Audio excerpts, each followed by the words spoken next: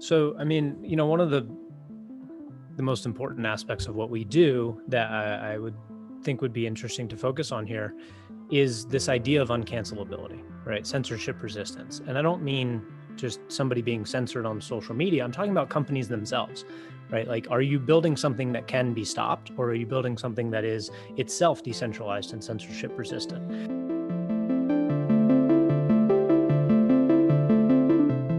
What's going on, my fellow Bitcoiners? I'm John Chanot, and welcome to episode 16 of the Bitcoin Path podcast. This is a show where we have deeper conversations about Bitcoin and self-sovereignty, about how this new magic internet money is changing the world and changing ourselves at the same time.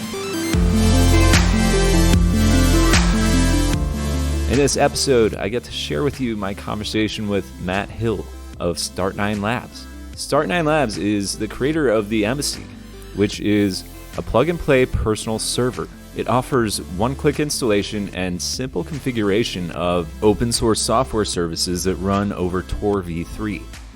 It enables you to run Bitcoin, Lightning, Burn After Reading, Bitwarden, Cups, which is a secure messaging software, along with a growing number of other open-source projects. Be sure to visit start9labs.com for more information about the product offering and follow them on Twitter at Start9Labs.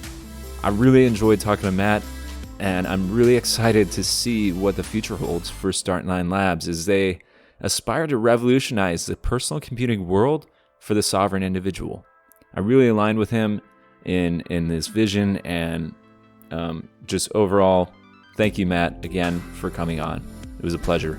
With that, let's get into this episode. So, one of the most important aspects of what we do that I would think would be interesting to focus on here is this idea of uncancelability, right? Censorship resistance. And I don't mean just somebody being censored on social media. I'm talking about companies themselves, right? Like, are you building something that can be stopped, or are you building something that is itself decentralized and censorship resistant? And the challenges that come along with that, like building something that can't be stopped inherently means that you are irrelevant at scale, right? Like if stopping me stops the company, stops the technology, then we are not censorship resistant, and therefore the technologies we're building are not censorship resistant. And so how do you simultaneously build a business that is centered around people and make it such that those people are infinitely replaceable as you grow? And then how do you capture value along the way for yourselves and shareholders such that you can all profit from the value that you are adding to the world, which is a worthwhile endeavor, in my opinion. That's a good thing. So yeah, we should get into that. I guess I'll kind of give an introduction of the company, of myself and my partners, for people who are completely unfamiliar with Start9 and what we do. We are a computer company, first and foremost. I don't like to think of us as a software company or a hardware company or a Bitcoin company. We're a computer company. We are interested in revolutionizing personal computing.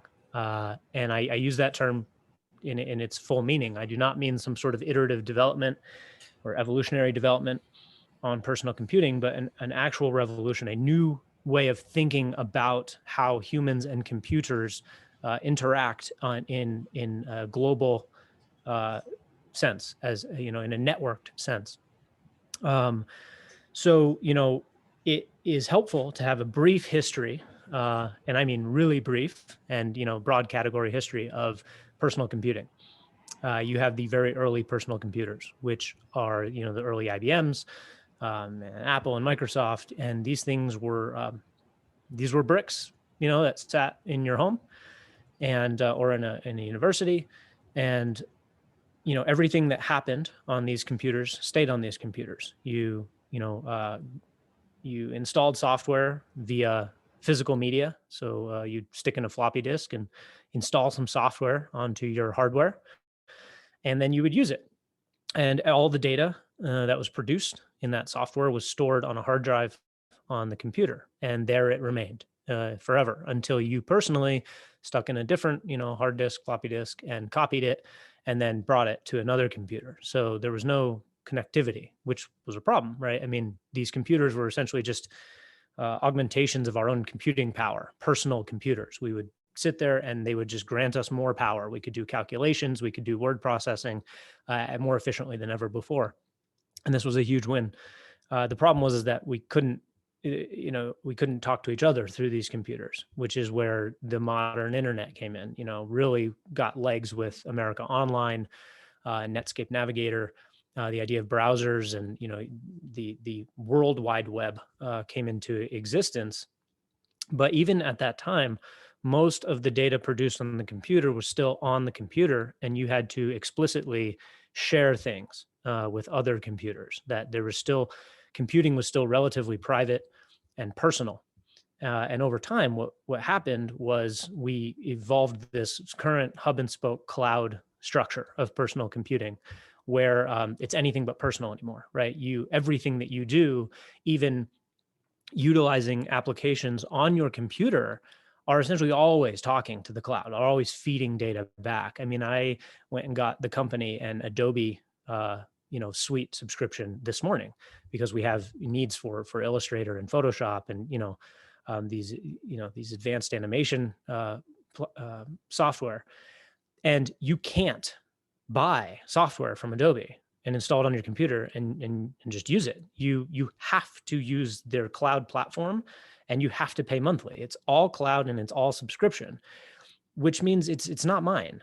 I'm just renting this software indefinitely. And not only that, but the things I use the software for, the products of the software, all our logos, everything that we create is by default just sitting on Adobe servers, subject to their deletion. I can make backups, I can make copies, I can even go through extraordinary efforts to maybe not use their cloud.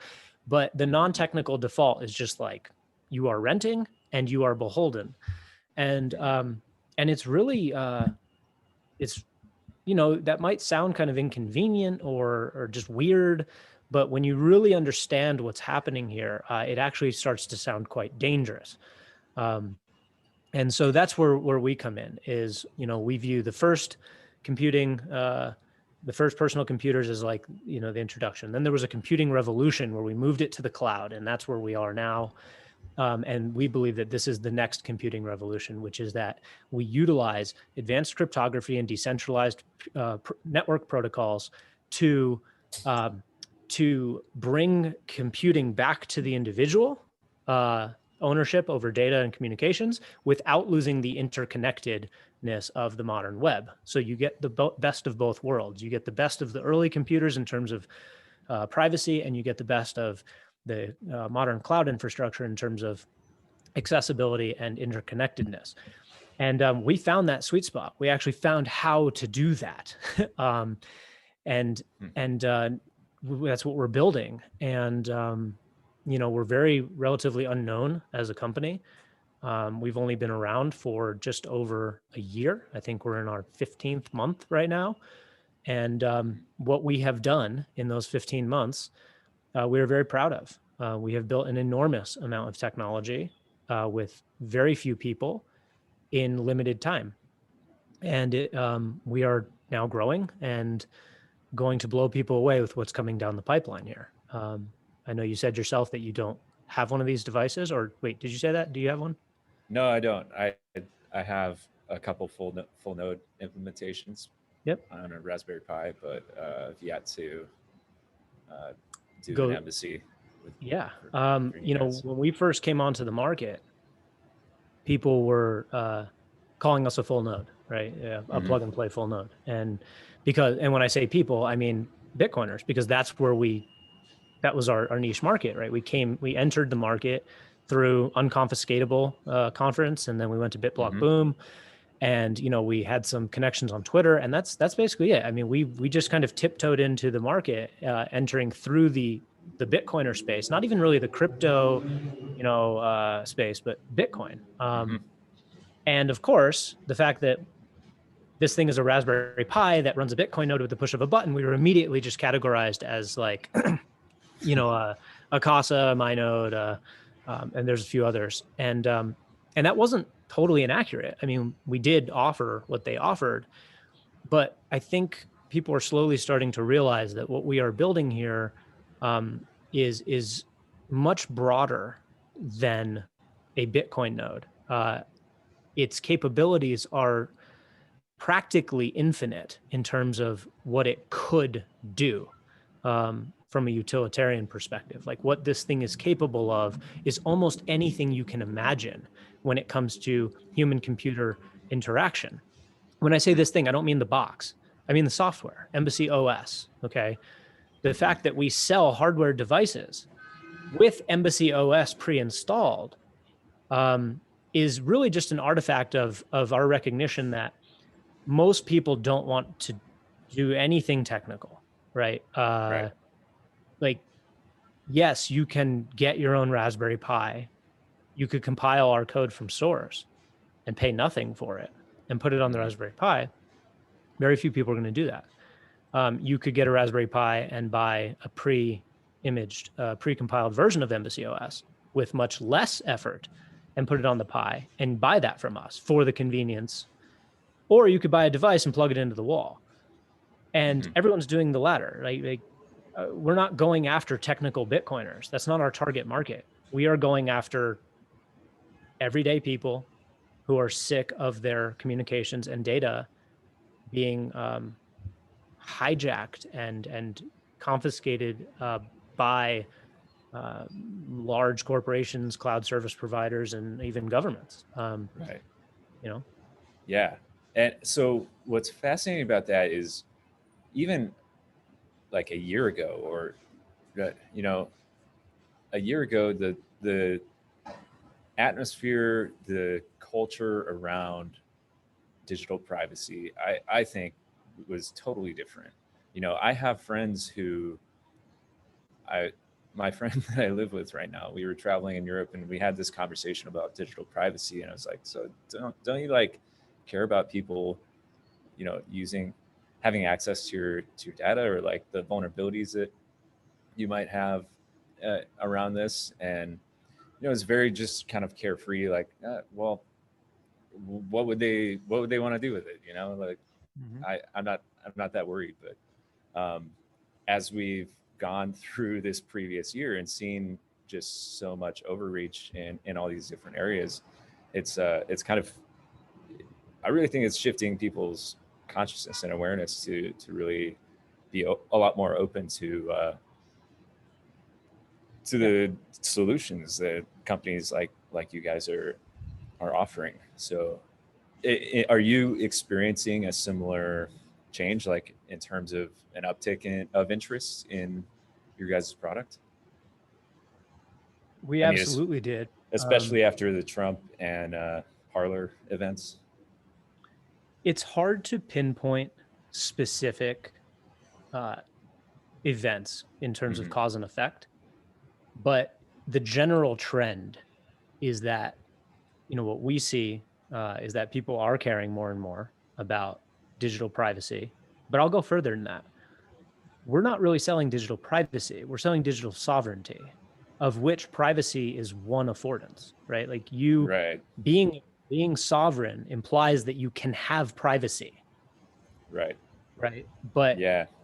because you can have privacy even if you're not sovereign, it's just not guaranteed, right? Like things like, you know, we saw once the Trump and Parler incidents happened, we saw a massive migration from things like WhatsApp, Facebook Messenger to things like Signal, you know, private end-to-end encrypted messengers. They're selling privacy, right? But they are not selling sovereignty. The privacy is custodial. It is hosted, right? The privacy is privilege. It is Signal saying, we value your privacy. We have built software that enforces those values. But there's an element of trust. There is not only trust that Signal themselves are not being malicious, which I have no reason to believe they are. In fact, I would bet good money that the Signal software, it does what it says it does. But you are trusting a few other things, right? You are trusting that it will remain that way in the face of potential state-backed legislation and force. We have multiple bills, Earn It and Lead, and specifically, that are bills working their way through the U.S. Congress that purport to make end-to-end encryption. I'll call it, unbreakable end-to-end encryption illegal.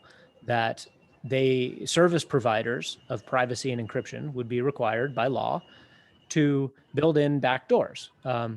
Lead is called the lawful access to encrypted data. It basically means data can be encrypted in private, but there needs to be lawful access to it, as in we need to have a master key that can view everything.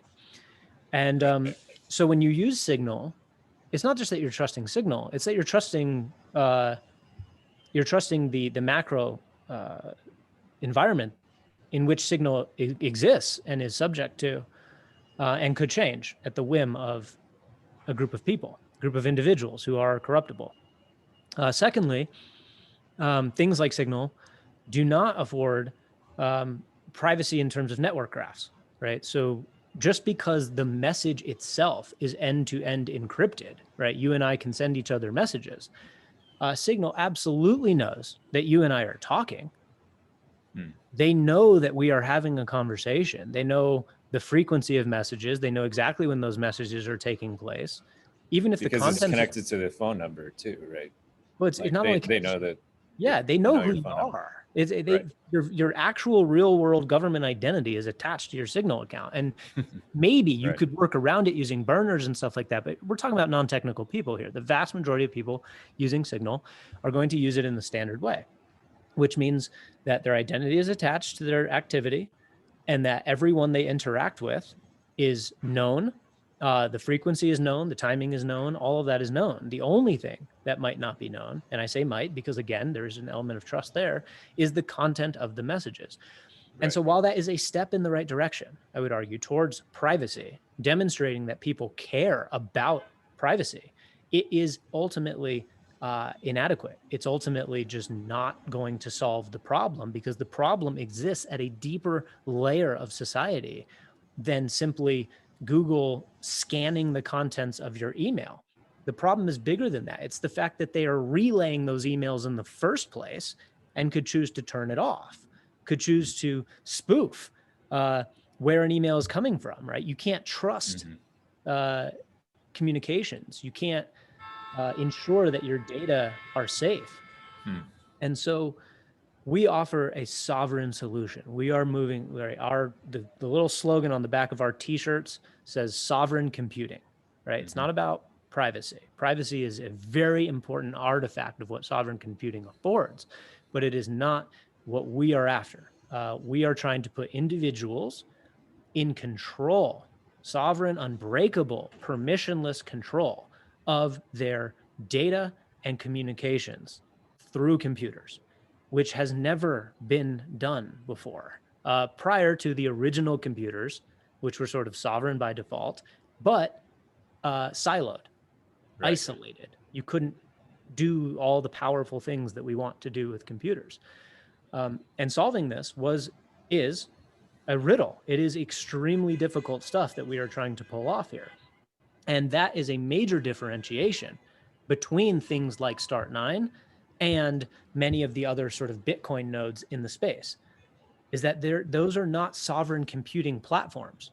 Those are sovereign application products, right? You are buying a product that does a single thing or maybe a couple of things in a sovereign way. And for that reason, we support them. We absolutely endorse, support, and encourage people to buy and use these full Bitcoin node or Bitcoin stack-based products.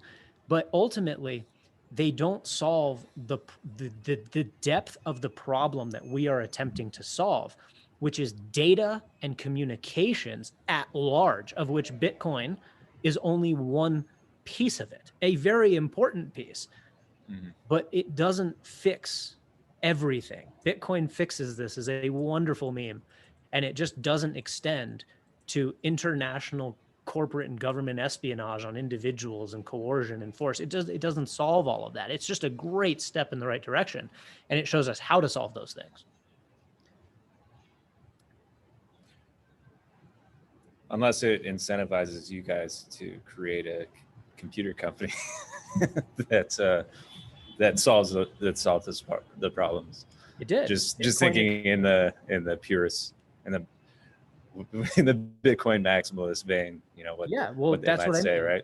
It showed us Yeah. how, right? Mhm. I've said this before. I said this at my BitBlock Boom Talk last year, was, Bitcoin is the inspiration. Not only is it the hero of the story, right? Bitcoin is your hero that you send in to fight the other army's hero one-on-one, so that nobody else has to fight. It's like, it's the battle cry, it's the hero, it's the thing that we need, because without it, all is lost. Bitcoin is the hero of the story, but heroes need support and armies, and like we can't just buy Bitcoin, hodl it, cross our fingers, and be like everything's going to be okay, right? It's a great start, but we have to.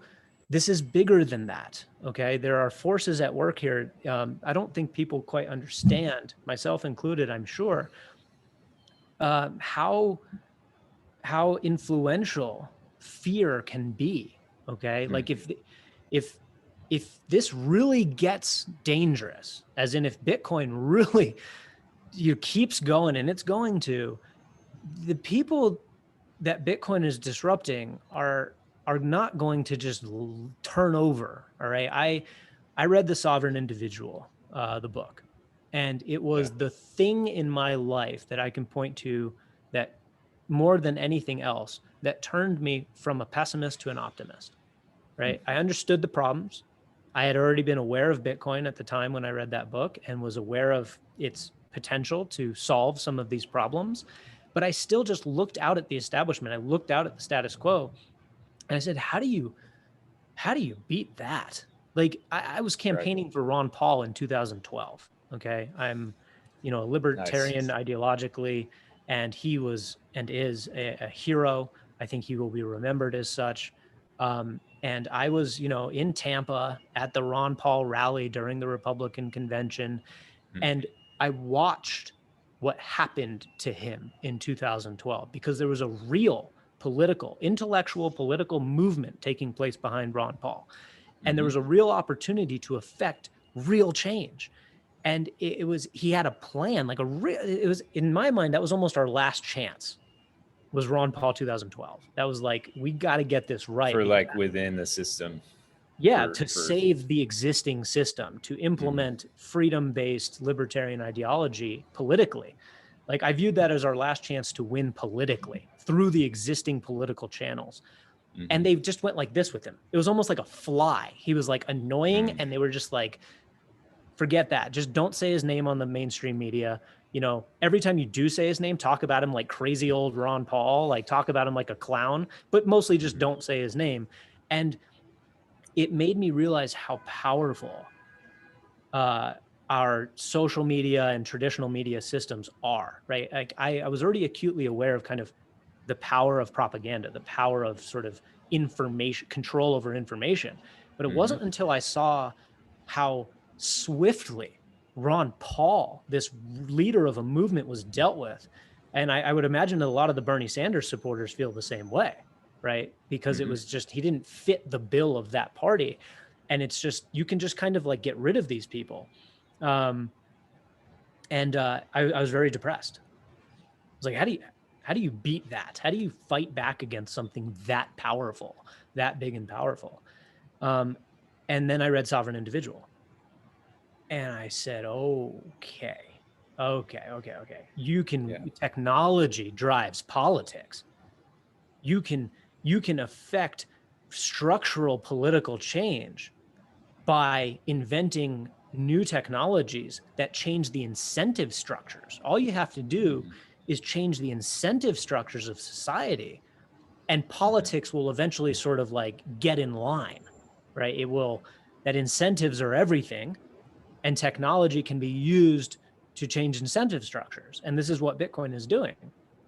And from that moment on, I was like, not only can we win this, not only are we on the eve of a glorious era of humanity that involves interplanetary travel and artificial intelligence and personal robots and all this stuff, but that we can actually help it get there. That this is not some predetermined future that's going to happen, whether we like it or not. It's that as individuals, we have a choice to make right now to either manifest a free and prosperous future based on freedom, and respect for the individual, or we can go down this Orwellian path, resulting in kind of this dystopian, authoritarian control. And the panopticon, right, of complete surveillance. And yeah, we're really close, actually. Yeah. But the story is unfolding today, right now. This is as hot as it gets. We're in a battle scene right now, and we're in a fight for the future. And again, Bitcoin is at the center of this. It is the inspiration behind all of it. And we are trying to come in and help in any way that we can. And what that means is building infrastructure, okay? Computing infrastructure that prohibits this kind of control, this kind of top-down control of personal, individual data and communications.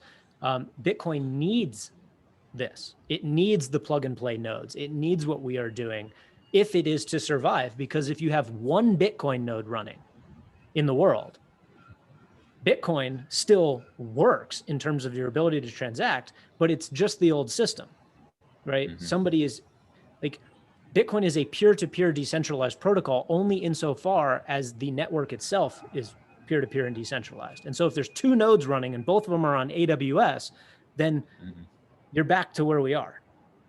Right. Everyone's got to run a node. We need people running nodes, not just for the health of the network, but for yourself. It's for you, right? You gain selfish benefit from running a node. You don't have to trust anybody. Right. Right. Matt, there's a lot here that I know that I'd love to. I just kept going. I'm sorry. No, I love it. It's fucking awesome. But there's so many things that I want to dig into, because I think about this stuff all the time, and I know I'm not alone, but I'm also not in the majority. A lot of we kind of see things happening, especially after reading The Sovereign Individual. And I'm very much like yourself. I read it, twice in a row, and I was like, wow, I see the trajectory. Like, why did I not read this when I was in like high school and when it was written in 98, but it does give you that glimpse of a positive trajectory, right? Where the mega political power dynamics are changing, in the sense of the defensive technology is there to prevent like mass intrusion into sovereign individuals' ability to do what they want, and to communicate and deliver value however they want, and et cetera. But so bringing that into like this current scenario that we're living in right now, the reality is, right, that Amazon Web Services runs pretty much all the internet, right? They're hosting probably 40 or 50%, I think. Yeah. Okay, 40. So like, it's rough numbers. I don't know. Sure. Yeah. A critical mass or whatever. Yep. And I talk to friends who have companies, and they're like, they have to use AWS in a lot of ways. It's just, they've made it so easy and so cost effective, and it's advanced. The technology is like improving all the time, so they're able to just like develop more and more services. And I've talked to them. Well, have you even considered about like hosting your own your own server and being and he's like, no, not at all. Like, Of They're like, course no, not. I don't even know where to start. Yeah. Right, You right. don't even know what that looks like anymore. Nobody does it. Right. So there's AWS as, but also one thing another thing I'd like to get your thoughts about is how we're running. You have to forgive my technical knowledge is not like that advanced, but I know that when we're connecting to the internet, we're still using our uh, ISPs, right? So those are quite centralized as well.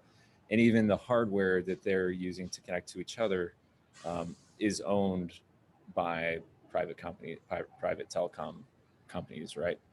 So I'd love to get your thoughts of like how this is sort of coming in, and and how the embassy is able to give someone that complete sovereignty over their data uh, and connect to almost a new network, right? A new network uh, Yeah.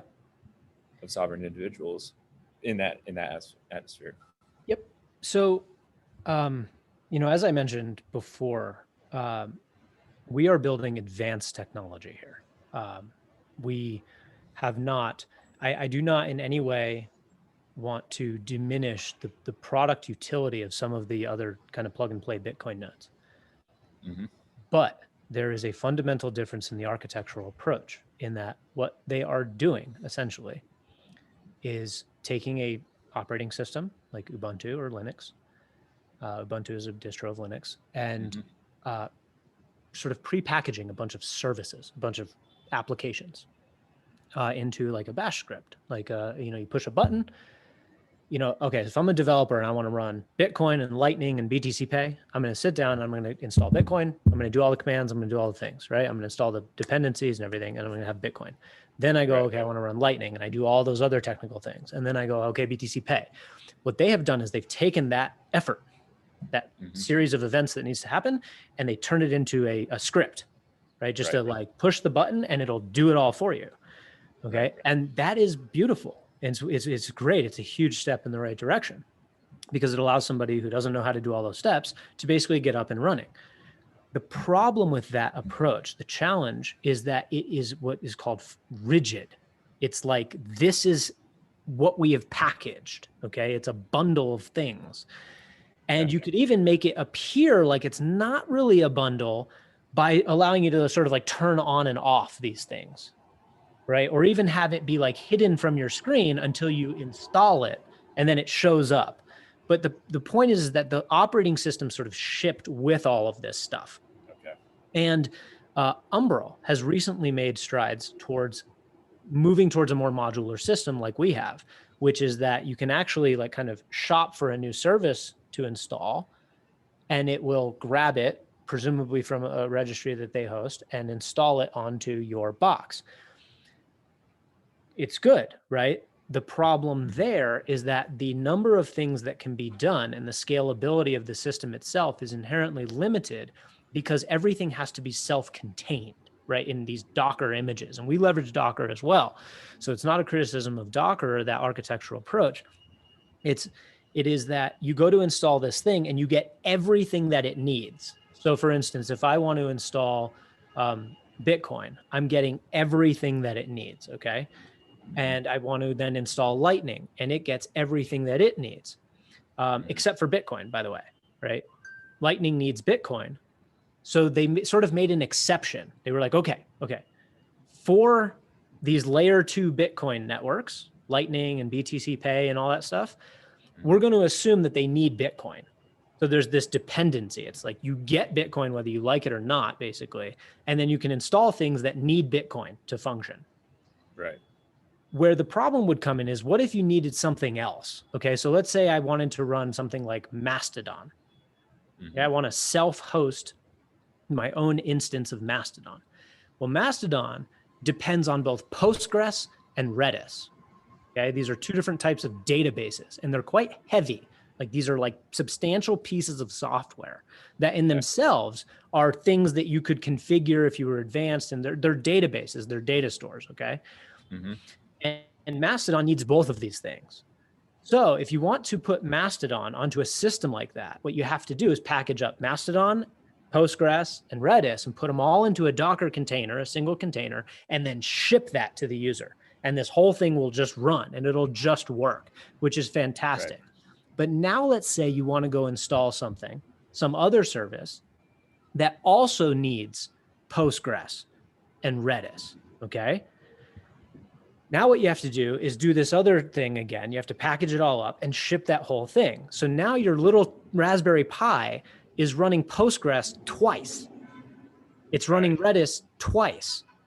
It doesn't scale, right? You can't put the infinitude of possibilities onto a machine where you are redundantly installing things over and over again, okay? Mm-hmm.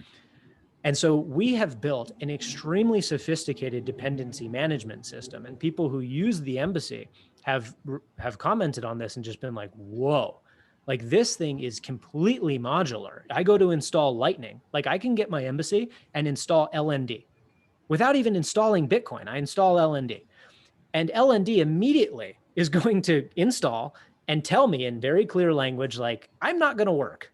Mm-hmm. You need Bitcoin for me to work. So push this button and it'll go get you to get Bitcoin. Okay. So what happens is we start to feel like the IKEA of furniture, of personal computing. It's like nothing comes pre-assembled. The whole thing comes in parts, but the ability to put the parts together can be done by a 6-year-old. Right. That is our value proposition. Is we're like, look, we don't make these decisions for you, because if we did, our platform would be inherently rigid and unscalable. We are going to let you build whatever you want to build in this Lego sort of a way, but we're not going to let you screw it up. And we're going to make it very, very clear how to do it. And we've actually found that people enjoy this from a almost self-esteem perspective. They're like, I did it. I didn't just push a button and have everything running. I like went and got Bitcoin, then I got Lightning, then I installed this, then I configured them to do this. But the whole thing was very guided, very almost impossible to mess up. And it enables us to scale indefinitely. We can add anything that can be self-hosted, that is open source and self-hosted. Anything can be added to the embassy. And by the time this year is over, people's jaws are going to drop at how many services the embassy offers. By the end of this year, you will be able to do on your embassy almost everything that you normally do through the cloud-based custodial model of personal computing. It's not going to be as smooth. It's not going to be as convenient, right? It's going to be a little slower, but it will be tolerable. It will have passed the sort of threshold of tolerance, right? People want convenience, need convenience. We get that. And we will, in due time, strive to match the convenience of Google Cloud, right? Of all these totally hosted custodial systems. But it's going to be a trek. It's going to take us a while before we can really make it seamless. Right. But I don't want that to scare people. We have entirely non-technical people who would never in their wildest dreams be able to, I shouldn't say that. Anyone can do anything if they put enough effort into it, but who would never put the amount of effort into setting these things up themselves, succeed in a matter of minutes and with no effort at setting up their own self-hosted file server, like their own private self-hosted Dropbox equivalent, peer-to-peer messaging systems, self-hosted password management with browser extensions such that you can browse the internet and autofill all your usernames and passwords, have great security, and not have to remember a single one of them and not have to trust anyone to store those passwords for you and keep them safe. That's what it's Bitwarden, right?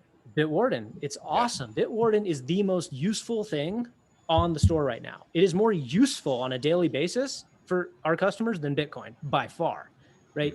You use Bitwarden. Everything you do, you're constantly using it. And every time you use it, I'm telling you, there's this little feeling of just, like I just logged into that custodial site with a browser extension running over Tor, fetching passwords from a box that sits in my living room in total privacy.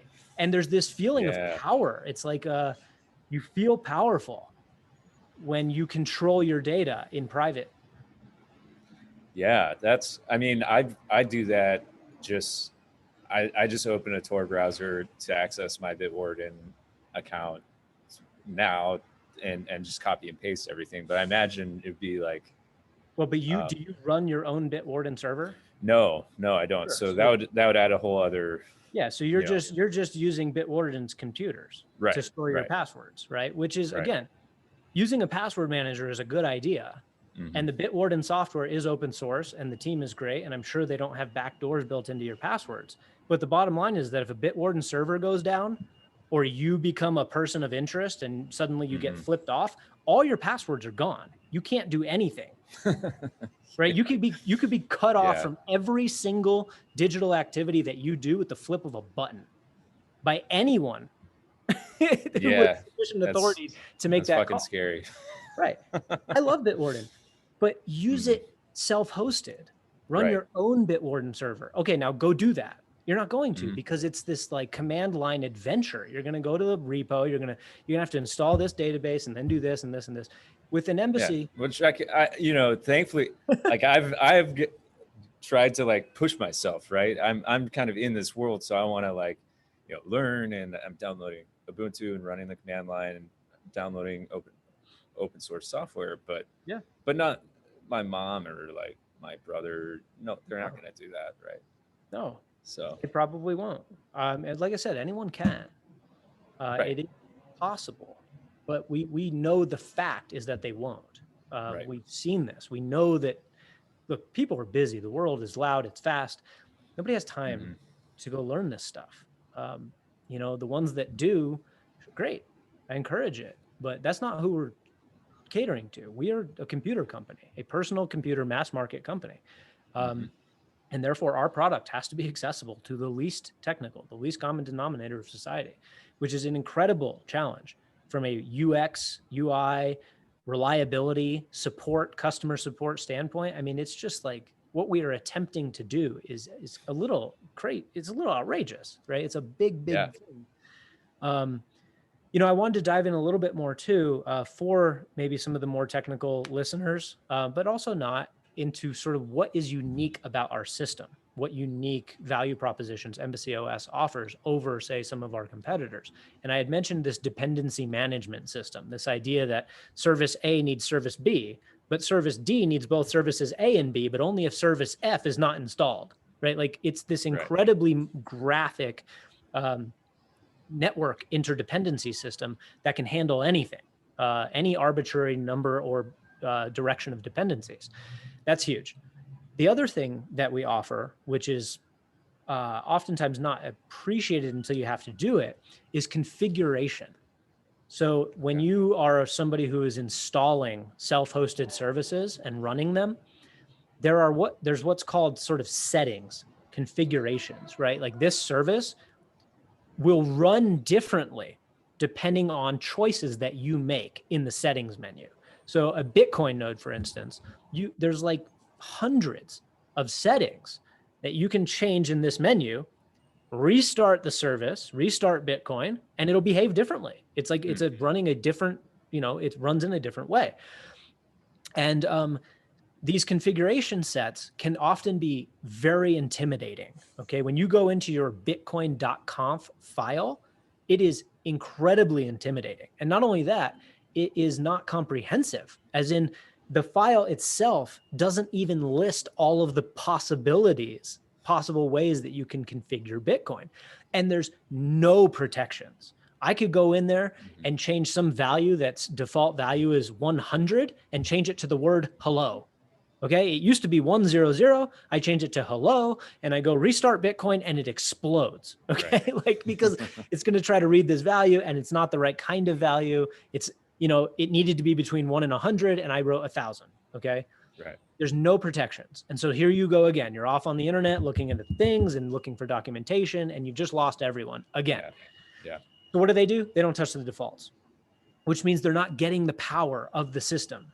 Configuration is immensely powerful, customization, right? Mm-hmm. And we built, like our dependency management system, and not yet fully appreciated by many because we're still relatively unknown, we built an incredibly sophisticated configuration system. where the developer, the person who sort of builds this app and hosts it on our store, can define all these possibilities. So some work goes into this, make no mistake, but we are benefiting the end user, right? Mhm. And so you define, you say, okay, here's the Bitcoin configuration set. You can do this option and it can be a number, and that number needs to be between this value and this value. Oh, and by the way, I would like to show this on a screen with a warning that tells the user if they change this value, any bad things that might happen. And I want to, and so it's this really elaborate system that results at the end of the day. So it starts off as a file that a developer puts together, basically a set of rules. You're making a contract almost. You're saying, here's what's allowed, here's what's not allowed for all these various options. But at the end of the day, the way that that represents to the user, the way that it presents to the end user of the product is just this beautiful little menu of toggles and drop downs and input boxes where you can't mess it up. You start putting in numbers, you know, it says pick a number between 1 and 100, and you start typing the word hello, it's going to be like, sorry, this is going to explode if we let you do this, so you're not going to be allowed to do it. And it comes with a description of what that option does. And it's very, very guided. We even have it such that every time you update a service, if there's new options, it's like, hey, there's these new configuration options you didn't even know existed before. Check them out. Here's what they do. You can do this, and you can't screw it up. And nobody offers that, not even close, because the way that I would configure my Bitcoin node on one of the other sort of plug and play nodes is, sure, I plug it into the wall, I push a button, and my Bitcoin and Lightning nodes are running. But if I want to configure it, if I want to edit it in any way, oh boy, it's put an SSH key on that thing, SSH in, get on the command line, go to the bitcoin.conf file, use Vim or Nano and start editing things and hope you don't destroy it. And it's just, it's over. Nobody's going to do it. And that's just Bitcoin. We can do this for everything, right? So every service that we add is not only like, you can't screw up the installation and the dependencies, but once it's added, now you can customize it in a way that you can't screw up. You can start it, you can stop it. Everything is modular. And scalable. And so that is our real value proposition, is that we've built a general purpose, user-friendly, graphical operating system for running self-hosted software. Anyone who understands what I just said is going to go, holy shit, the world has needed that for 2 decades. How the hell doesn't it exist already? And the only answer to that question is because we hadn't built it yet. I mean, we literally, we at Start9 had not built it yet, because we're building it, and it works. It's awesome. You got to try it. That's By the way, awesome, man. if that's not a sales pitch, I don't know what is. You got to try this. I'm on it. You sold me, man. Yeah, just you got me. Raspberry Pis you got. You can get the OS directly from us. You don't even have to buy the device. Yeah, 100%. Yeah, it's awesome because it's a very, I mean, it's gonna, I see this, you know, it's definitely the future, and it's going to change the way that people interact with their computers, right? Because we're used to getting an iPhone that it just is what it is, and I just like add apps, and I'm not like customizing it very much. So the ability to, I just think that's a really cool element.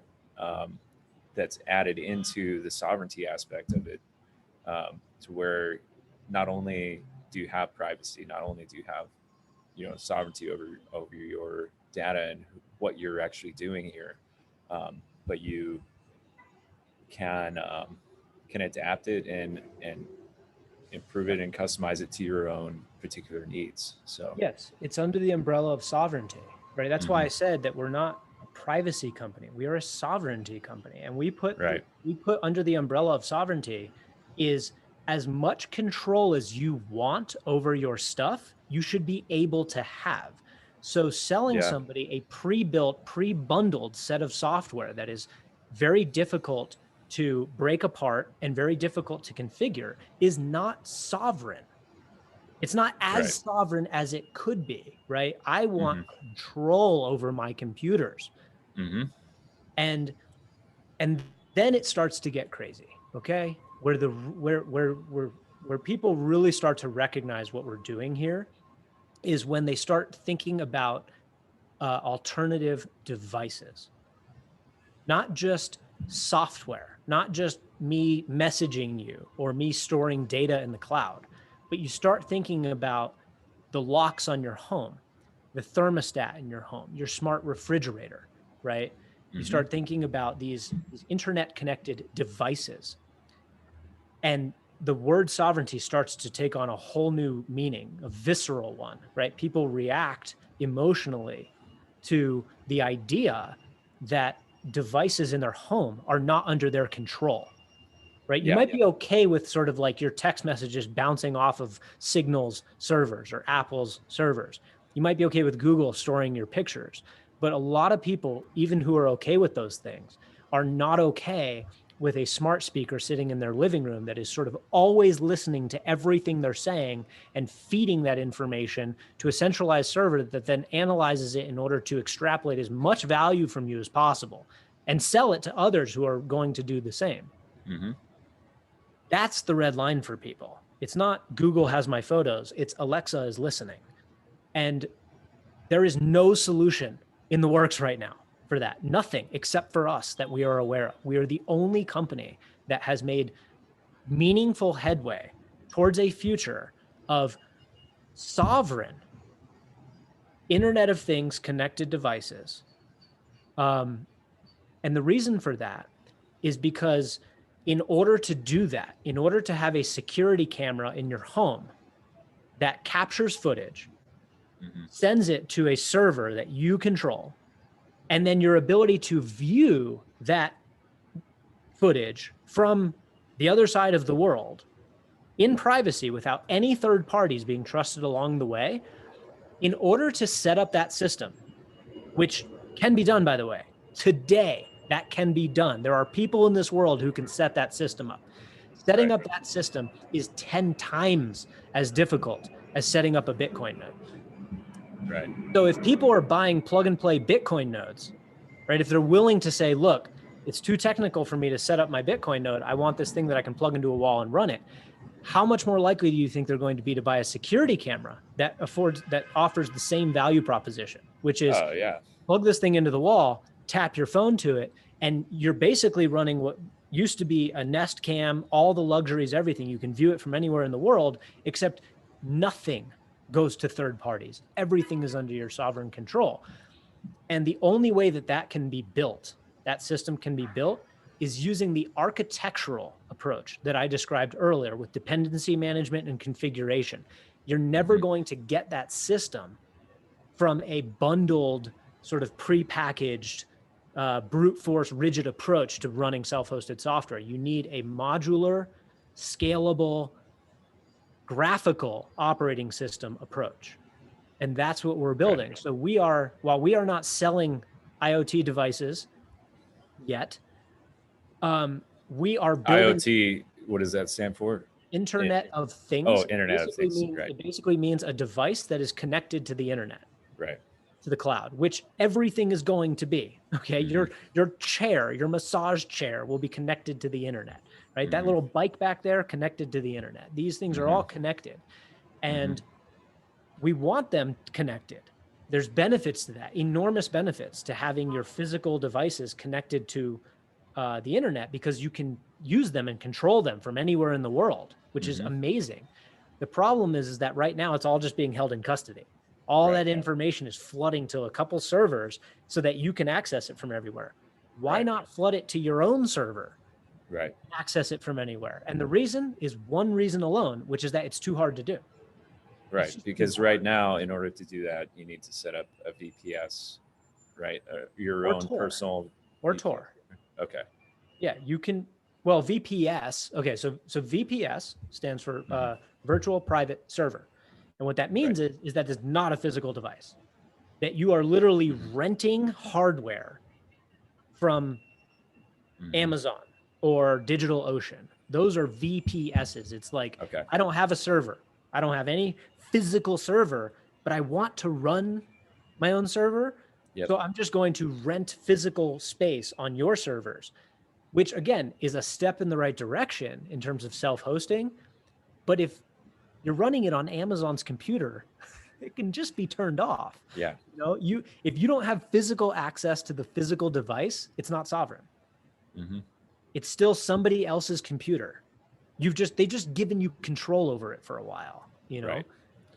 So Right. that's a VPS. Now a VPN, virtual private network, is different. That is you connecting hardware devices on a private virtual network, as in you're sort of using the internet, the ISPs, the physical infrastructure of the internet to run a Gotcha. private network that is hidden. And those are quite useful.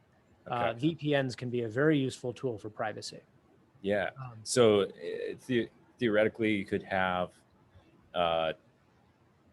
you could have multiple hardware devices in different geographical locations connected to each other through Tor and Yeah. accessing that network. So you have redundancy built into the system as well in case one location is compromised.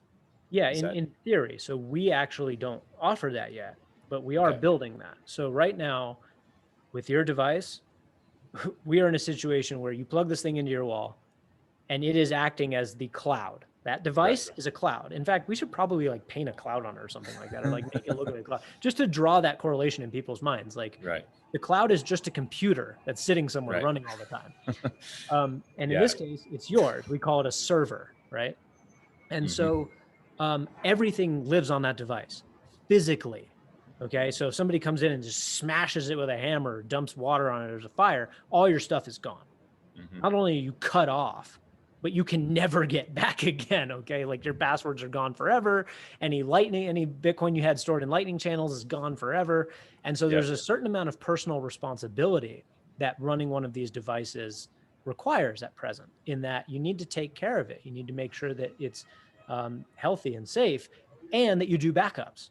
So we obviously have a backups feature, right, for this. So you take a USB stick. It's very, very old school. It's very early personal computers, actually reminiscent. You take the USB stick, you plug it into the device, you back it up, you take the USB stick out and go put it somewhere safe. That if something happens to your device, you can get a new one, plug the USB stick in, and recover all your data, the previous state that you had snapshotted. Okay. So how much data? So how much data are you able to store or to back up in that way? Like if you have a terabyte hard drive. Sure. So the devices that we sell today come with a 128 gigabyte high endurance micro SD card, so flash memory. Gotcha. Now, that's it. So you have 128 gigs to work with. This is plenty adequate for almost every use case right now, unless you are trying to store like movies, videos and stuff on your server, which don't do that. It's going to be fine, right? Files take up no space at all. Music, very minimal. Like it's fine. The biggest space hog that we have is Bitcoin, right? Bitcoin, if you want the full blockchain, is going to take upward of 300 gigabytes, not 128, which means you can't store it, right? So the embassy today will not run a full archival node. It will run a full pruned node. Both nodes are full, right? There's some miscommunication throughout the Bitcoin community from time to time around what constitutes a full node. A full node means fully validating node, as in your node is capable of validating blocks and transactions such that you can transact on the Bitcoin network trustlessly. That's what a full node means, right? That you are enforcing the consensus rules of the network for mostly your personal benefit of being able to validate transactions and blocks without trust. A pruned node does that completely. It is a full node. I just want to make that very clear because people get confused sometimes. So just because you're pruning a node doesn't mean it's not a full node. It is. The difference between a pruned node and an archival node is that a pruned node only keeps locally the transactions and blocks that it cares about, meaning that are pertinent to its owner, me. So I run a pruned node, and my node is like, I know everything that Matt needs to know about his Bitcoin life, and I don't care about the rest of it. Who cares about the rest of the network? As long as, because it's a personal node, right? I'm not running a block explorer. I'm not telling my friends and family, hey, use my node to look up some arbitrary address or transaction from 6 years ago. Like there's plenty of nodes and ways to go look things up like that, right? What I care about is my digital life, my Bitcoin existence, and that it is secure, protected, and trustless. So I do this.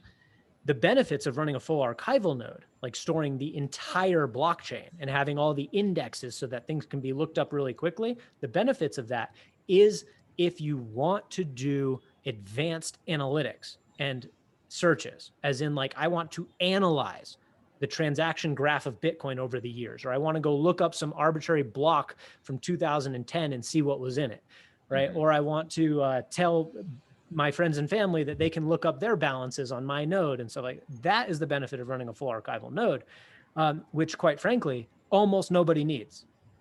You don't need it. Most people are going to be just fine with a pruned node. One quick question to insert here. Does the network, the Bitcoin network itself, for its security require like I guess one way to phrase it here, is it beneficial for the network to have as many full archival nodes in existence as possible? Yeah, it's a great question, and one we get a lot, actually. So it is necessary for the Bitcoin network to have full archival nodes, because otherwise a new node joining the network would not be able to sync from Genesis. It would say, hey, I need block X, and nobody would have it because they're all running pruned nodes.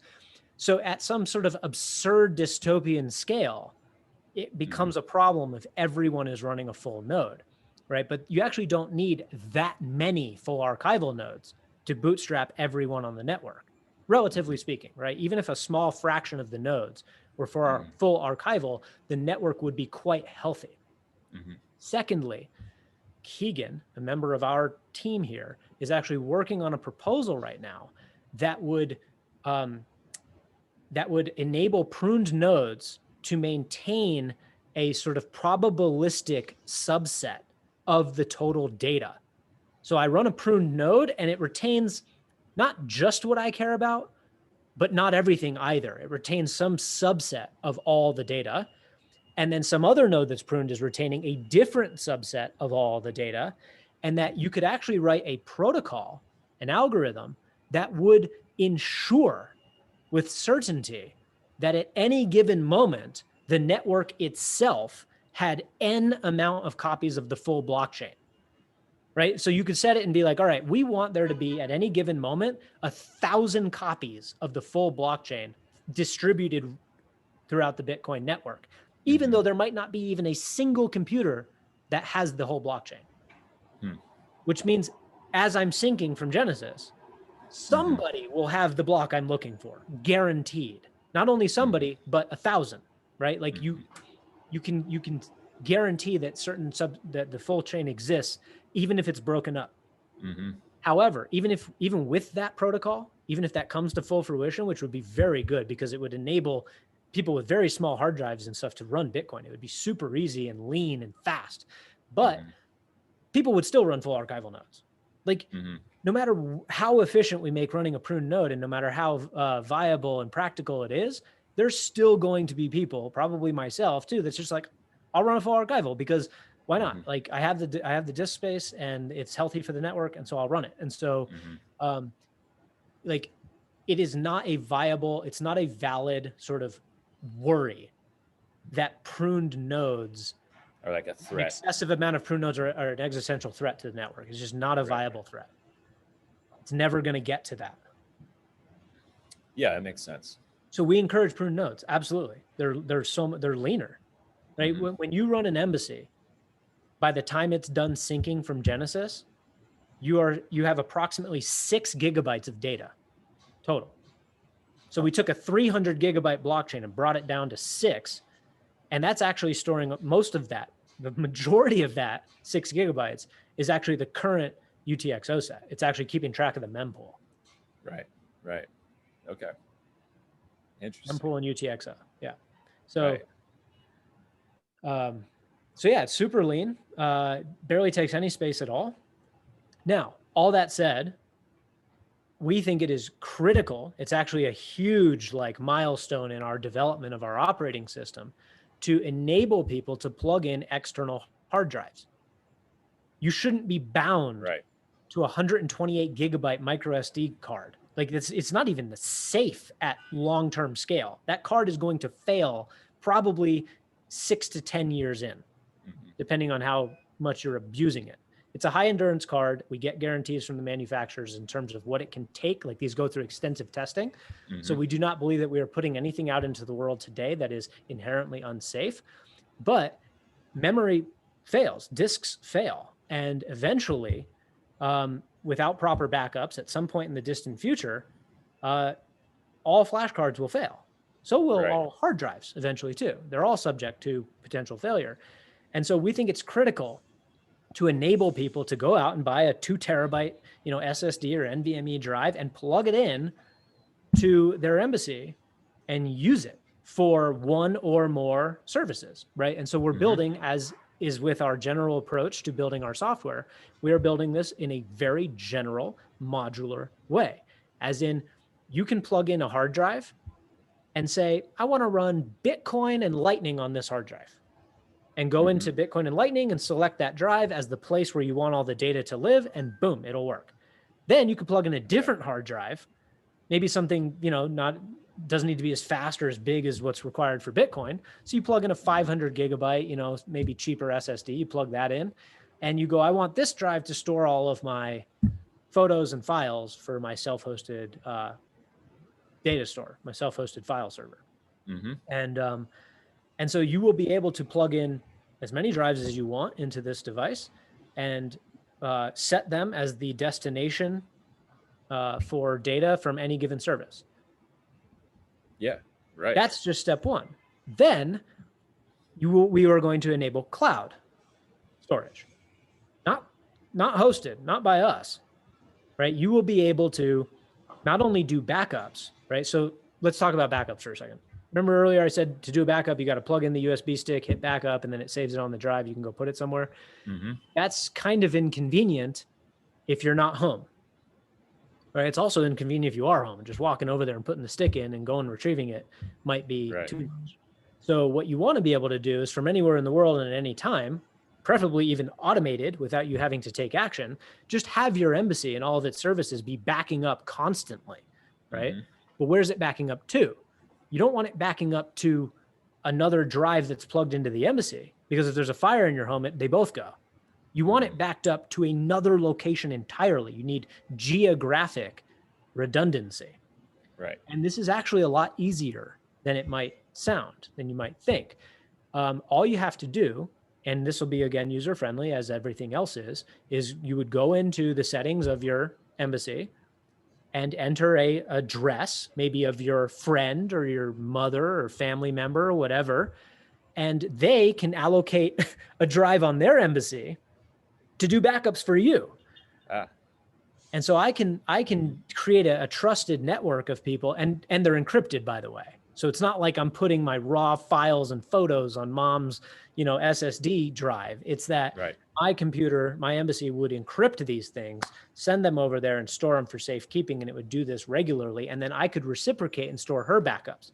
That way we now have a 2 geographic redundancy, but why not kick it up to 4, right? Why not have my stuff stored in 4 different places all at once? And where it gets really cool is that I could pay for this. Right. So say like I just have a ton of terabytes of storage. I just got hard drives, sitting all over my house. I could sell storage space to people who wanted to use my drives to do encrypted backups, and they could pay me in Bitcoin over Lightning on demand without either of us needing to do anything or know anything about what's happening under the hood. I would basically set a price.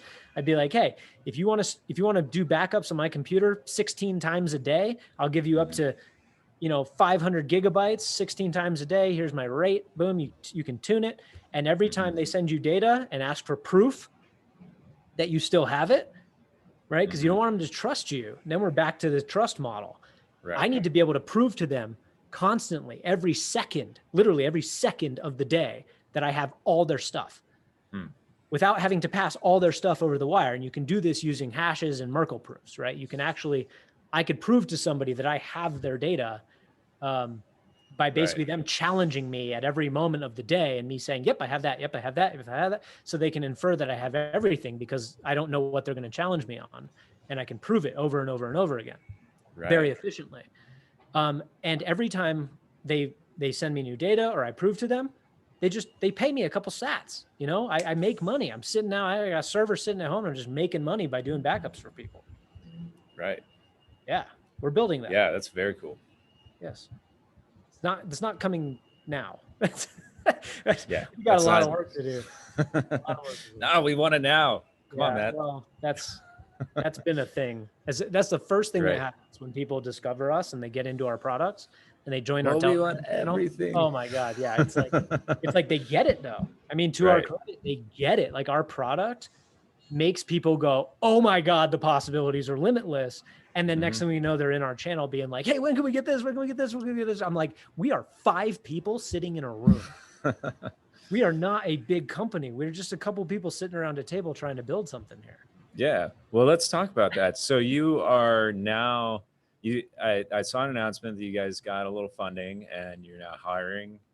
I'd love to kind of get your perspective on where the company's at, because I've heard, you know, a couple of conversations before about like strategizing on the profitability aspect of this, being an open source company and wanting to retain that that same ethos into the future as a sovereign computing company, but also remaining profitable. Like most of these ventures in open source computing have largely been out of like the goodwill of programmers, right? So what does that look like for you guys?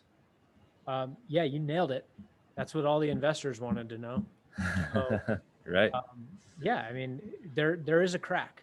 Okay, there is a space between free and open source software and proprietary, you know, custodial software. There's a space between where you can build a business. It's a very narrow space. Okay, and it centers around brand. It centers around speed, and oddly, this ties into brand. It centers around trust. Okay, it's this. We don't have to trust you, but we do. You can't help it. It's like you trust the reliability, the quality, and the security of products that you're used to, and people that you trust, and brands that you trust.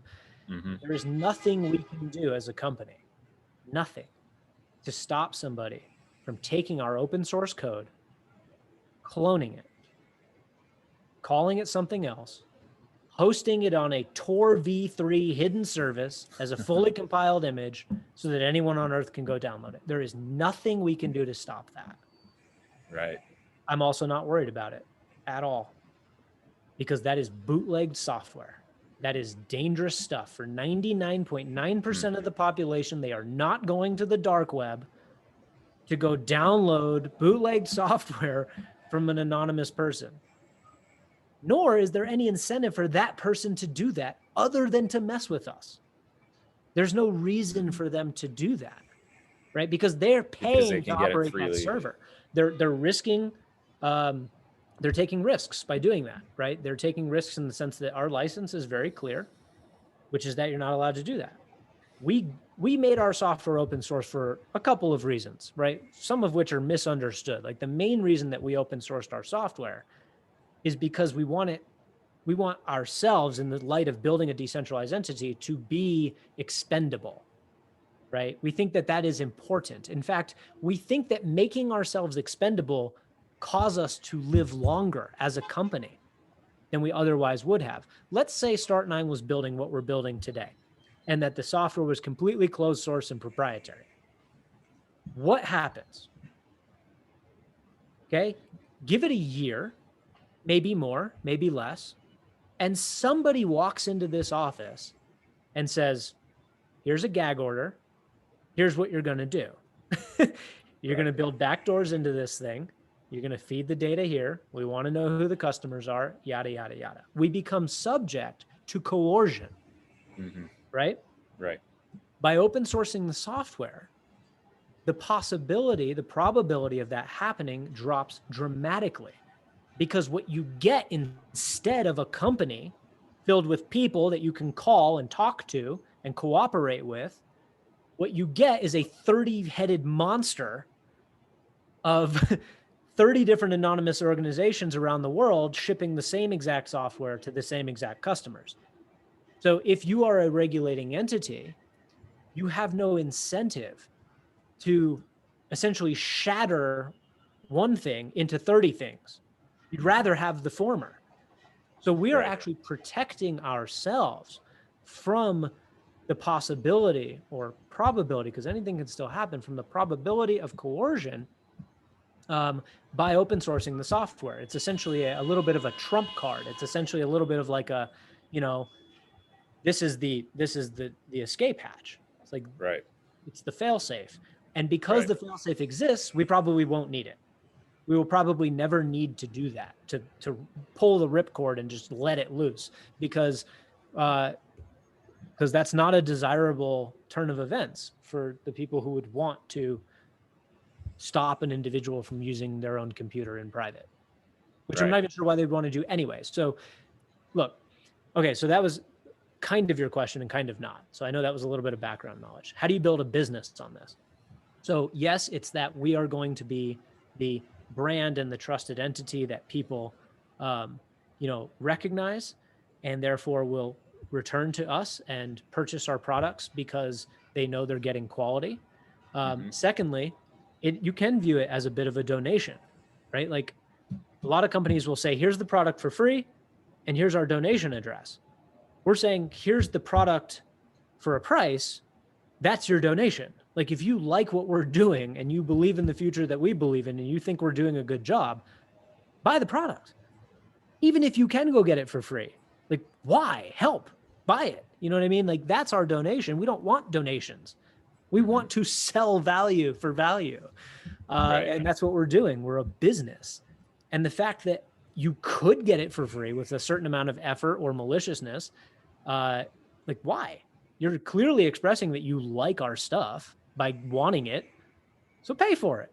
And what we found is that people are willing to do that. Humans are not, they don't steal by nature. Like people will pay for something when they believe it is a value for value exchange. They would prefer to. It helps their self-esteem. They sleep better at night. Mm-hmm. I'm not saying that somebody who compiles a source code from scratch is stealing. We encourage it. In Right. fact, I almost view that as a little bit of a filter. Anybody who shows up and starts building Embassy OS from source and asking questions, I immediately am like, hey, you want to work on some stuff here? Because we could use Right. some help. Like it's a nice, even just kind of way to vet, people in the world who are fit a certain characteristic that we need, which Right. is community development on open source software. So I love Mm-hmm. that. I love when people do that.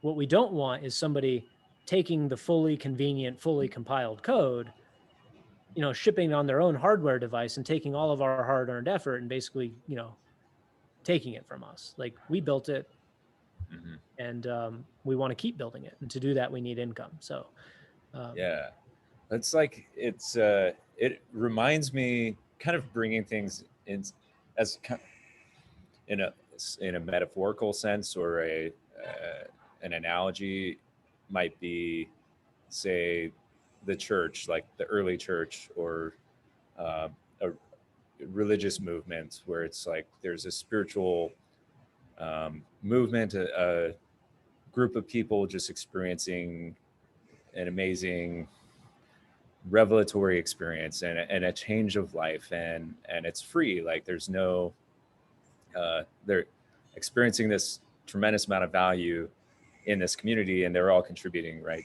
to this movement. But then there could potentially be false teachers or people who want to take this movement and just capture the energy of people into their own personal network, and they're gonna sap it's called shit be coins. right. Yeah, so it's like, and I've kind of experienced this working with just doing a couple meetups here in Miami, and you know, having an open forum, you're always going to have like,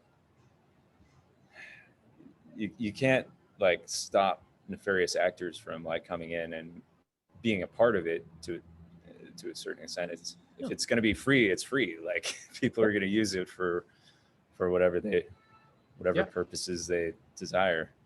No, we just plow forward. I don't focus on the person who's going to try to, you know, distribute our software on some side channel. It's whatever. People are going to do what they're going to do.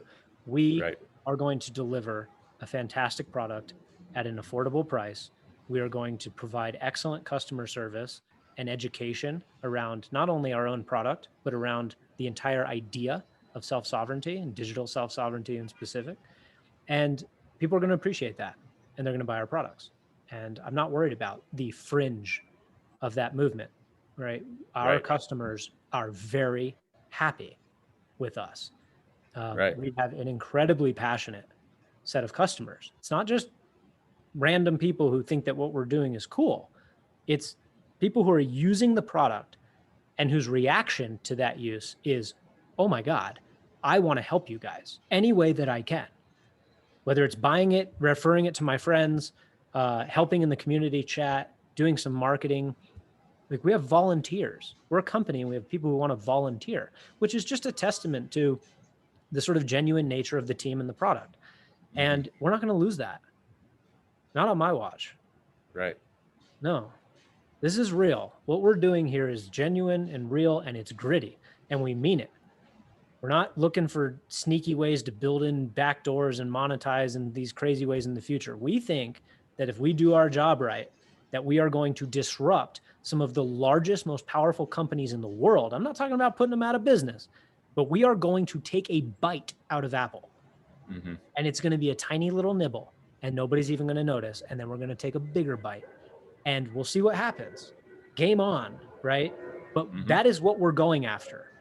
Our market at scale, our addressable market, is everyone with a computer. Everyone with a computer should be connecting to their own server, not to Google, not to Apple, not to Microsoft, not to Amazon. They should be connecting to their own device in their own home that is geographically redundant, secure, private, by default, not because somebody said it gave you permission, not because we value your privacy. We're going to keep it nice and secure on our servers until we get hacked or until the wrong person internally gets bribed or until you turn out to be on the wrong list from whatever corrupt jurisdiction you live in and, you know, end up in jail. No, we're building sovereign computing infrastructure for the sovereign individual. And we mean it, man. Like, but that said, we need help. We totally need help. We're completely overwhelmed and spread thin. So what are the areas that you need help? You're, you know, just as I'm networking, and you know, I saw you guys some of the postings that you had on your website, but love for you to share. And yeah, I mean, what we have on the website is the kind of official, you know, listing. So yeah, let me go through them. We need devs, period. I need in-house, full-time, dedicated developers across a variety of different, skills, languages. The back end of Embassy OS is written in Rust. The front end is written in Angular and TypeScript. We build things that are functional in nature, functional programming, and strongly typed. So functional programming, strong types, very secure stuff. Rust is the latest and greatest. It's the hottest thing out there. And so, you know, what we're building is exciting, cutting edge, advanced technology on the coding front and on the product front. And we need devs who want to come internally and devote themselves to this for a wage to actually come work for the company. On top of that, it's open source software. So we welcome contributions from anyone, anywhere who wants to come in and add and improve the code, potentially even on a bounty basis, right? Even if it's not like a full-time thing. If somebody just wants to take on some issue, bug, or new feature, they can do so. And We may get an official bounty program set up at some point. But for now, if someone wanted to do something and was just like, hey, if I do this, how much Bitcoin can you send me? Then we'll cut a deal and I'll send you some Bitcoin, you build it. So we're looking for devs, period, as many as we can find through whatever means, whatever compensation mechanism necessary. And then on top of that, we have some more sort of business roles, non-technical stuff. Well, they're still kind of technical. Everything here is a little technical, but so we have an operations role, which is really going to be a lot of my kind of, right-hand person where I'm running the business, so to speak. Right. And I have a lot of different departments. I call them departments. They're departments of one of me. And I need help. So I need somebody who can come in and handle all of our vendor relationships, supply chain management, inventory tracking, shipping and logistics, interfacing with customer issues, not necessarily support from like a technical standpoint, but like people who are need to do a return for whatever reason, which we've never had to do. I think we did one. There was a Raspberry Pi that wasn't good, but anyway, just stuff like that, like day-to-day operations. And that role is going to grow. It's going to balloon, in fact. And I'm hoping that this role could eventually grow into becoming like a COO type of role once we have more people in the company. Marketing is another lead position that we are hiring for, and one that I have sort of taken on my shoulders to date. We have spent $0 on marketing. Now, we attended 2 conferences in 2020, so you could view that as marketing. I guess it is. But it was also educational for us. Like, we were going there to learn and also to sell. But other than those 2 conferences, we've spent $0 money on marketing. All of our brand awareness and sales have come through organic kind of word of mouth, me doing podcasts, people talking about us on Twitter. So mostly Twitter and podcasts. I need someone to come in and really take that to the next level and grow our awareness, right? We have built something really cool and it's only going to get better, and we need more people to know about it. And I think one of the best ways that we're going to accomplish that is through education. So for me, marketing, for now at least, marketing equals education. We need to be educators in Bitcoin, in privacy, in sovereignty, all related to your digital life, right? And possibly even beyond, who knows? But just the idea of living a sovereign digital life is a thing that is growing in popularity. More and more people on the non-technical side too, are interested in getting off of the Amazon and Apple and Google drug. They're interested in taking back control of their digital sovereignty and privacy, and they don't know how to do it. And I don't just want to say buy an embassy. That's not enough. I want to educate people on what the problem is, what the solution is, and what practical steps they can start taking to protect themselves and their families from these growing concerns. And so I want someone to come in here and take this on as a role, as a marketing person for sure. And there will be lots of traditional kind of like, we need analytics on our website and like some of the more kind of just normal marketing things. So somebody with a marketing background, digital marketing background, but with an emphasis on education. So educational materials, YouTube videos, blog posts, email, newsletters, where it's every week. It's like, did you know that you could blah with your passwords and not need a third party, right? And not even it being selling embassies, just teaching people how to get off the grid while staying on the grid, I guess. Right. And so that's the marketing approach that I'm looking for, is somebody who understands marketing and education and can combine the two to make education marketing. Because at the end of the day, that's what's going to sell our operating system and device. And then the last role that we're looking for is really as many of these people as we can get, but one to sort of lead them all, which is community, right? And this ties into marketing and the education in the sense that while your educational track may begin by watching a YouTube video, at some point, you're going to have a question. And you're going to want to ask that question to somebody in the company and get a clear, straight answer. It could be just educational, or it could be an actual support issue where you're using an embassy and you just don't know what to do next. Like you go, okay, I installed, Bitwarden. How do I blah? Mm-hmm. And even if there's a YouTube video and documentation, most people are going to go straight to the phone or to the email and say, how do I do it? We need a lot of like community members who are willing to like represent the company in our community channels, in email, DMs, stuff like that, to help others feel welcome and comfortable in this very odd world of sovereignty. It's like, it's nerve wracking. You're like, am I doing it right? Am I leaking Yeah. things? Am I going to lose all my stuff? And they want to feel like there are people, experts who are there to help. And so I'm looking for a community lead, somebody who can like take this on as a broad project of like, hey, nobody will ever hear hold music at start 9. Nobody will ever we'll get back to you in 72 hours to an email, right? You got a problem, somebody is here to help now. Mm-hmm. And we know what we're talking about. And you actually are important to us because you're important to our entire ethos and what we're trying to build, the world we're trying to build.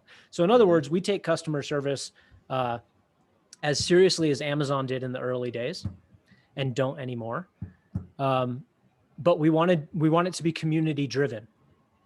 I want the community to be the customer support people, and it can even involve compensation. So it'd be an extremely modular system, almost like an Uber-like system where people can sign up for shifts, right? Like, yeah, I'll man the Telegram channel from 2 to 6 p.m. next week, and it comes with a price tag. It's like, yeah, anyone who wants to man the channel from that time to that time next week, go for it. You'll represent the company and you get this much Bitcoin out of it. And, and you need to be certified. Like, not just anyone can do this. Like, you have to know what you're doing. So I want this person who's the lead to like build this program, to build this sort of international on-demand contractor program for community support. Yeah. That seems like a really cool project. Between the education and the community support, we expect people to feel very welcome here. Right. Yeah. Right. Wonderful. And I can see how what's cool to me is it's a profitable,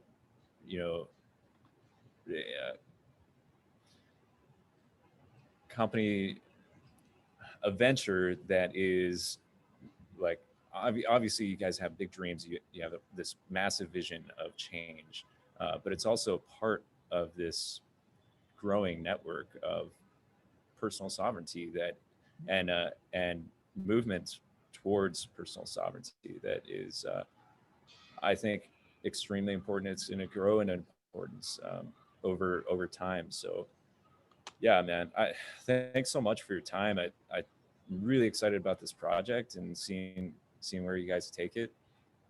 Definitely gonna get my embassy software order in and play around with it, see how it can improve my own personal interaction with the digital world. I appreciate you inviting me on, reaching out. It's cool. Yeah, man. I like talking about it, clearly. Obviously, yeah. Well, yeah, I really enjoyed this. So thanks a lot, Matt. Yeah, you too. And stay in touch, Yeah, I will. So I'll end it there. And dude, if you, yeah, that was, I thought that was an amazing episode. Well, let me know.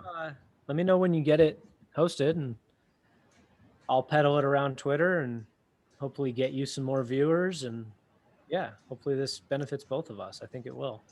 For sure. Yeah, this has been just such an amazing project to talk to people like you who are doing really cool projects and just learn so much more about the community yeah, especially from the business side of things, there's Yeah.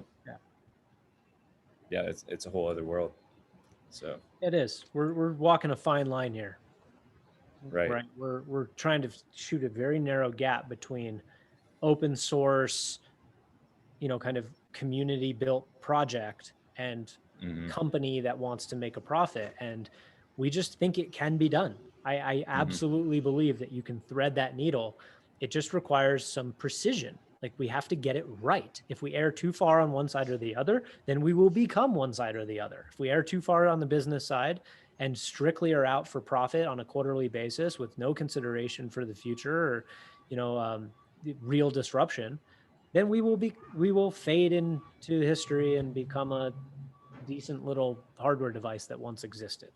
And if we Right. go to the other side, then sure, I mean, we could end up building wonderful technology, but as individuals, like it's harder to capture that value. I Hmm. want to build my personal resources. I want to get rich.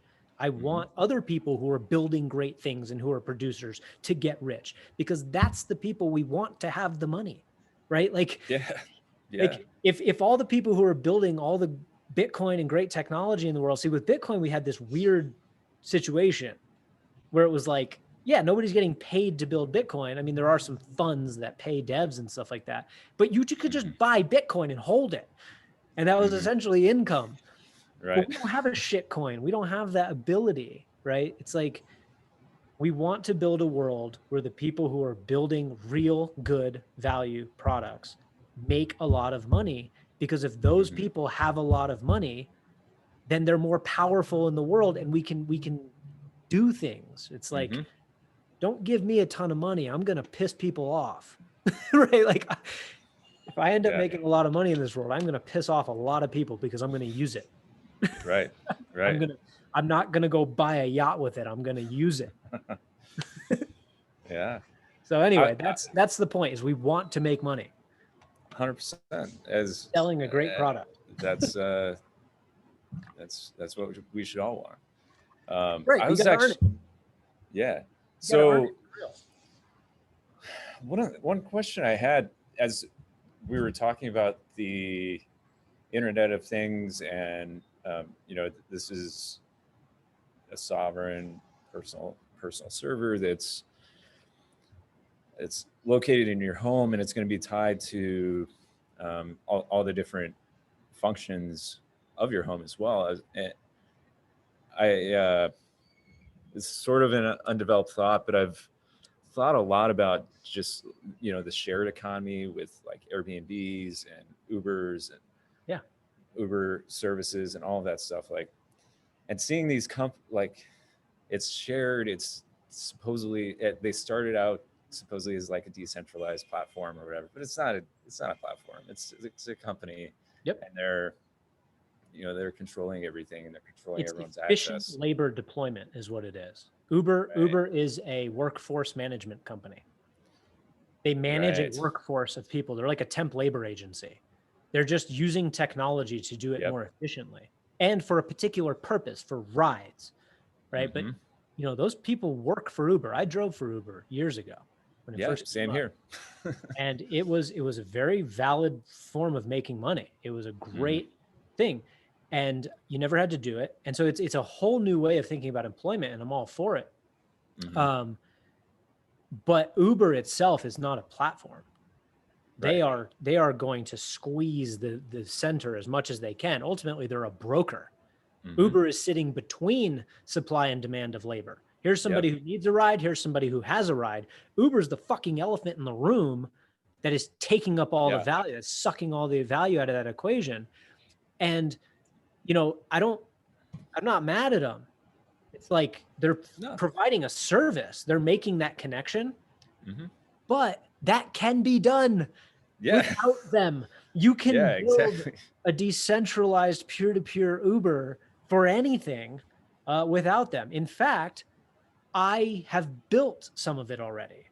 So prior to Start9, prior to my previous job, I built an application that is now available on iOS and Android, which is not decentralized and peer-to-peer, but lays the foundation of what that experience would at least look like, called Work Blast. Go look it up.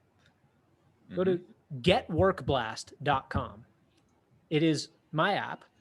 And what Work Blast is a platform for building Ubers. Okay. It essentially allows a business, any business, to Uberize their workforce. So instead of having like this schedule, this rigid schedule, what you can do is create a tentative schedule, right? Like here's when people are working, but using Work Blast, employees can very efficiently swap their shifts. Okay. It's a shift trading platform. But if you think about a shift trading platform as its essence, what does that mean? It means supply and demand of labor. It literally means somebody is saying, I need labor, and somebody else going, I have labor to give, and creating that connection. And so WorkBlast actually establishes the primitives of what would be necessary for a peer-to-peer labor sharing or labor connection service where anyone could actually be Uber. Here's an example. And WorkBlast is used for this today. It has about 6,000 users on the platform. Okay. It's a free app that I built and gave away. Now, hopefully someday I can sell it to somebody or something and make some money off of it. But it's really, we'll see what happens. For right now, it's a free product. But here's how you could use it, and some people do use it. Let's say that I know a bunch of kids who can lift things, okay? So I was a track and field coach for 7 years. And while I was a track and field coach, I had a small army of high school kids that were constantly looking for a way to make a buck, right? So I had family members and friends call me and say, hey, Matt, do you know anyone who could help me move? Anyone who could come over to my house and dig up the garden or pull some weeds or whatever. I just need work done, right? Yep. Well, I'd be like, yeah, I got people. I got tons of people. Let me see who wants to work and I'll send them your way. That just made me Uber. I am Uber in that scenario. Somebody said, I need something. And I went, I know who has it. Let me connect you. And I made the connection. Okay. Right. So if Uber's a multi-billion-dollar company, can't I make a few bucks by making similar kinds of connections? I should be able to, right? So I built WorkBlast. And what WorkBlast allows me to do, not as a worker and not as a demand for labor, but as a person who wants to be Uber for a particular segment of the economy, I can use WorkBlast to essentially put all my high school kids into a pool. I'll call it people who pull weeds, weed pullers, okay? Yeah. And they're all people that I have pre-qualified, pre-vetted to pull weeds. Like I know they have good, strong hands, okay? And then I have another pool of people who want to help move furniture for someone. And I vetted them. They all have real strong legs. They can move furniture, no problem. And so now if somebody in the world is like, I need someone to move furniture, all they have to do is push a button. They literally have to just enter the time and place that they need help and push a button. And then automatically all of my people who are qualified to do the thing that they need will get notified at the same time. All of their phones will go beep, beep, beep, beep, beep, beep, beep, beep. And the first person to say, I'll do it, gets it. It's a fastest finger game. He gets it. And then it shuts down for everybody else, right? Let's say the person said, I need 3 people to help me move. No problem. All they do is they set the quota to 3 and I notify all my people and the first 3 people to claim the work get it. And then it automatically tells who's going where. It tells these people, all right, you need to be at this place at this time. Here's who you're seeing. Here's how much it pays, the whole deal. And I just facilitated a connection between supply and demand for some arbitrary subset of the economy. WorkBlast does that today. That is what that app does. And it does it really well. It has like 55-star ratings on the App Store. It's got like 45-star ratings on the Play Store. It's free. It works. It's wonderful. I have some pretty decent sized companies using it actually. So like Southwest Airlines is using WorkBlast so that their mechanics can trade shifts with each other. But anyway, so I say all this because I know where you were going with the original kind of question. And I want you to know I've thought about it. Like, this is absolutely something I have thought a lot about, have taken active steps towards actually building, Oh yeah. and eventually it will be completely decentralized. We can decentralize blue collar labor without any central Ubers or anything like that. Like any kind of work that fits a description where basically Joe and Bob, I don't care who shows up, Joe or Bob, as long as they have the same skill set, as long as they are both equally qualified. I don't care who shows up. I just need them here at this time to do this thing. That fits a massive portion of our economy. There's an enormous amount of our economy that works for. And there's no reason at all why it should be based on this concept, this anachronistic, archaic concept of a job. Jobs are a thing of the past. All there is work. There's supply and demand of labor. Somebody needs work done. Somebody has work to provide. Make that connection, make it efficiently. Who the hell needs a job? Like, jobs are different when it's project-based, as in, like, I need the same person every day, right? Like, because you're building upon yourself. Those are still good for jobs. Like, I need to hire a developer. I cannot just outsource everything. It needs to be the same person. But that's only a portion of our economy. A major portion of our economy is interchangeable from day to day. I don't care who shows up today. I need somebody to wait tables, right? Do you know my menu? Do you know how we do things at this restaurant? If so, you're qualified. Right. Yeah. This could easily be integrated for your customer community support. That's what I'm using. Type thing, right? I'm going to use WorkBlast, right, to so that people can pick up shifts for customer support. Yeah, that's awesome. Another thing that I wanted to mention, though, was like with Airbnb, I think there's a particular use case there with the hardware in someone's home, right? Because this, I guess the problem,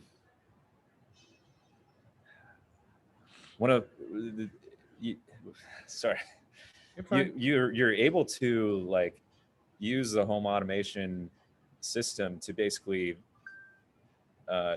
control access to a domicile, and with Bitcoin, with the Lightning Network integrated into the system, you'd be able to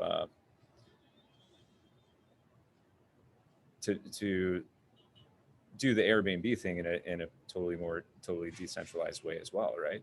Like, that would be really useful for people who are managing properties, vacation properties, I think. Yeah. Maybe that's down the line, but Airbnb is, in a way, the Uber of hotels, right? It's they're connecting people who have a home with people who need a home for a temporary period of time, and they're facilitating that connection. It's very similar to Uber, and therefore could be disrupted by the same type of technology where I could just post the availability of my place on an open network that could be filled. Now, reputation is a big deal here. What Airbnb does, what Uber does, one of the biggest values that they add to this whole equation is star ratings. Yep. And so it's a lot harder to maintain valid reputational systems in a decentralized network because identity is pseudonymous. Right. So if I get a bad rap, all I got to do is change my identity. So until we have some sort of trusted, because it's trustless, identity system, it's going to be very hard to do reputation-based recommendations. It's a challenge. It is a serious riddle that nobody has solved yet. Microsoft has spent a lot of time talking about like self-sovereign identity and distributed identity, and we all know that that's just going to be a Microsoft database. but it is a real problem. How do you prove that you are you? I mean, sure, public key cryptography works, as in like I can show you that like I am this person who has 5-star ratings by signing a message with a private key that only that person has. Mm-hmm. So it's easy for me to affirm that I am someone, Mm-hmm. but it is impossible to prove that I'm not someone. As in, I can prove to you that I am this person, but I can't prove to you that I'm not that person. Like there's somebody on the network who is a thief, who is stealing, who has, shouldn't be staying in anybody's home. It could be anyone. Mm-hmm. You have no idea who it is Mm-hmm. because the identity could be anonymous. So it's like there's this inherent risk until you can actually tie a private key to a real world identity, which is very dangerous to do because now you're back to, you're back to being able to stop somebody. You're like, oh, I know who that person is. I know you can who be owns blocked that. out. So it's a super dangerous road, but an important one if we ever want to build decentralized reputational systems. Identity is paramount. You have to know who the person is. They have to be able to prove who they are. Now, maybe the first thing I said is enough. Maybe it's enough for me to just prove who I am, which means everybody new to the network is going to be suspect. As in, until you have built some reputation, you're a suspect because you could be anybody. You could be that person who got banned and came back under a different alias. You could be them. We don't know. Which means you need somebody to vouch for you. Basically, you enter the network and then somebody who is really trusted, who's been around for a long time, can say, you can I know who like this person is. I vouch for him. They can sort of bootstrap your reputation. So sort of thinking out loud in real time right now, but it can be done. You can build systems like that. It's just we're not even close. Right. Yeah. I love talking about this stuff, Matt, as you can tell. I'm sure we could go on and on. Yeah, but thanks for your time, buddy. Yeah, you too, man. And I'll let you know as soon as this is published, and hopefully we'll talk again soon. Yeah, right on. Have a good one. All right, you too. All right, I hope you guys enjoyed that conversation. Thank you, Matt, for coming on. I think you and the team at Start9 Labs just have the potential to really make an impact for securing people's privacy and sovereignty in their digital life in a simple and user-friendly way. Be sure to check out their website, start9labs.com, as well as their Twitter for more updates at Start9Labs. And thank you again, Matt, for coming on. I really enjoyed it. Thank you all for listening and being a part of the Bitcoin Path. If you have any questions, comments, feedback about the show, or anything else, feel free to email me at info@thebitcoinpath.com. And if you liked the episode, feel free to hit the like button, subscribe, and support the show by sharing it with any of your friends that you think might resonate with the message. If you do want to check out more episodes, events, or learn how to support the show financially, be sure to visit thebitcoinpath.com. And until next time, may you live a meaningful life and enjoy your freedom as a sovereign individual.